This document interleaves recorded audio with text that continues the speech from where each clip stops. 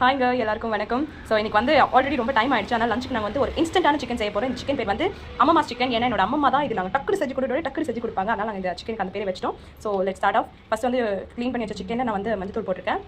அது எதுக்கு உங்களுக்கே தெரியும், கிருமி நாசினி. இது வந்து 2 ஸ்பூன்ஸ் ஆஃப் சில்லி பவுடர் இதில் ஆட் பண்ணிக்கணும். அதுக்கப்புறம் நம்ம இஞ்சி பூண்டு ஆட் பண்ண போகிறோம்.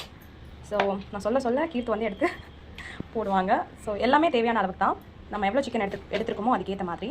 ஸோ இதில் நான் கொஞ்சம் ஆயில் இப்போ ஆட் பண்ண போகிறேன். இதுக்கு மெயின் பார்த்தீங்கன்னா ஆயில் தான். நம்ம ஆயிலே நல்லா வேக விடுவோம் இதை. ஸோ ஒரு 2 to 3 ஸ்பூன்ஸ் ஆஃப் ஆயில் நம்ம இதில் பண்ணிவிட்டு இப்போ இதனால் நம்ம மிக்ஸ் பண்ணிடுவோம். ஸோ இதோட இன்க்ரீடியன்ஸே பார்த்தீங்கன்னா இவ்வளோ தான். தேவையான அளவுக்கு ஹிமாலயன் சால்ட் நம்ம இதில் எடுத்துக்கிறோம். இந்த மாதிரி மிக்ஸ் பண்ணதுக்கப்புறம் ஒரு வாட்டி நீங்கள் டேஸ்ட் பார்த்துருங்க. உங்களுக்கு காரமோ உப்போ கம்மியாக இருந்துச்சுன்னா அது தேவையான அளவுக்கு சேர்த்துருங்க. ஓகே, இதில் நான் கொஞ்சம் பெப்பர் ஆட் பண்ண போகிறேன். எஸ், ஸோ இதோட இன்க்ரீடியன்ஸ் பார்ட் வந்து முடிஞ்சிருச்சு. இப்போ இதை நான் வந்து கேஸில் வச்சுட்டேன், ஸ்டவ்வில் வச்சுட்டேன். அண்ட் இதில் வந்து நம்ம இந்த சிக்கன் வந்து குக் ஆகிற அளவுக்கு தண்ணி ஊற்றிக்கணும்.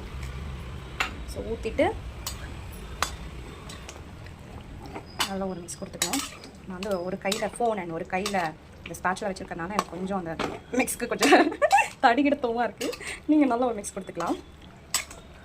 ஸோ எஸ், இது வந்து அப்படியே ஒரு கிட்ஸ் கூட பண்ணுற அளவுக்கு, நானே ஒரு கிட்டு நானே பண்ணுறேன்னா இப்போ இது எல்லா கிட்ஸும் இதை பண்ணுற அளவுக்கு ஈஸியான ஒரு டிஷ் தான். இதில் தண்ணி ஊற்றியாச்சு. இப்போ இதை நம்ம அப்படியே மூடி போட்டு வேக வைக்க போகிறோம். எஸ், இப்போ கிரேவியில் போடுறதுக்காக நம்ம கொஞ்சம் ஃப்ரைடு கருவேப்பிலை போட போகிறோம். நெய் போட்டாச்சு. இப்போ அதில் கருவேப்பிலையும் ஆட் பண்ணியாச்சு.